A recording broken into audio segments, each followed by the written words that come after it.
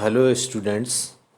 आज मैं फिर आपके बीच में रोज़ की तरह उपस्थित हुआ हूँ एक नए वीडियो के साथ। वीडियो का शीर्षक है जॉन लॉक के अनुसार राज्य की विशेषताएं। जॉन लॉक के अनुसार राज्य की उत्पत्ति, जैसा कि मैंने पूर्व के वीडियोज़ में बताया, सामाजिक समझौते द्वारा हुई है। प्राकृतिक जीवन की असुविधाओं और कठिनाइयों को दूर करने के लिए सामाजिक समझौते के माध्यम से राज्य का निर्माण किया गया। प्राकृतिक अवस्था में तीन महत्वपूर्ण कमियां थी।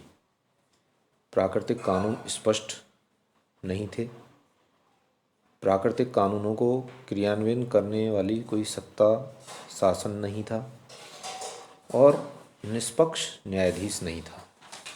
इस प्रकार जॉन लॉक के अनुसार राज्य के तीन कार्य थे कि वह कानूनों की स्पष्ट व्याख्या करे, कानूनों को लागू करते हुए शासन का संचालन करे और विधायिका द्वारा बनाए गए कानूनों का उल्लंघन करने वाले अपराधियों को दंड दे।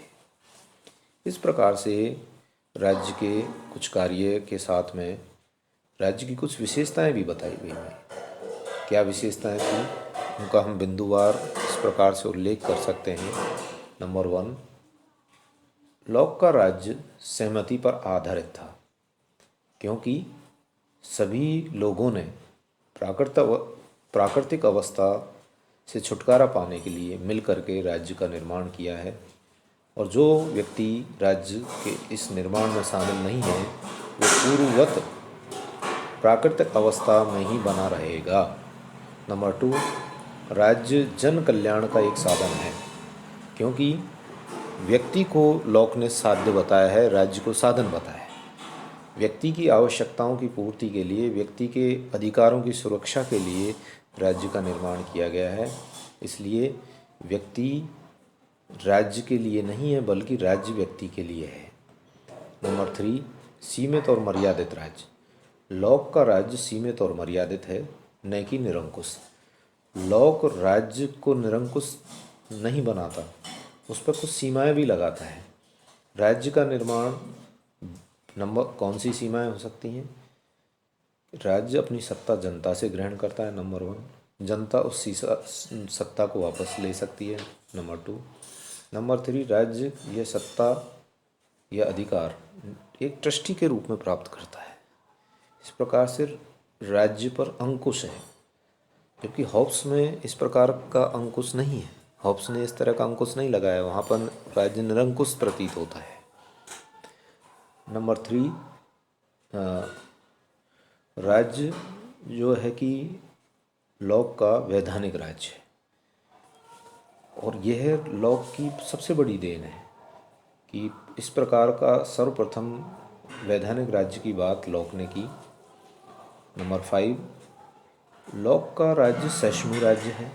उसका राज्य एक धर्म सहिष्णु राज्य है, जो कि धार्मिक मामलों में हस्तक्षेप नहीं करता।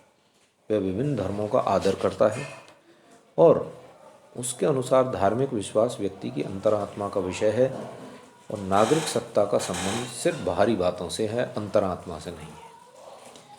नंबर 6, लॉक का राज्य निषेधात्मक है, अर्थात वो जो प्राकृतिक अवस्था के जो असुविधाएं थी उनसे छुटकारा पाने के लिए राज्य का निर्माण किया। राज्य सिर्फ वही कार्य करता है, इसके अलावा वह अन्य कार्य नहीं कर सकता। जैसे शिक्षा, स्वास्थ्य के संबंध में, सुसंस्कृत नागरिक बनाना, नैतिकता के बारे में किसी प्रकार का कार्य राज्य नहीं करता है, इसलिए राज्य निषेधात्मक है। इस प्रकार लॉक ने राज्य संबंधी विचारों की विशेषताएं अपनी बताई। लॉक का राज्य उदारवादी है, क्योंकि वह जन सहमति पर आधारित है, वह जन कल्याण का एक साधन है, वह सीमित है, वह वैधानिक है, सहिष्णु है और निषेधात्मक है।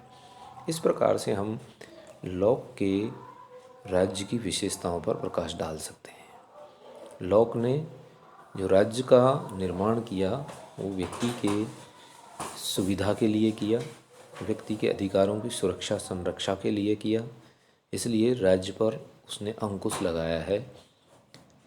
मैं समझता हूँ कि ये वीडियो आपको पसंद आएगा। मैं फिर पुनः आपके बीच में उपस्थित होऊंगा एक नए वीडियो के साथ। जय हिंद, जय भारत।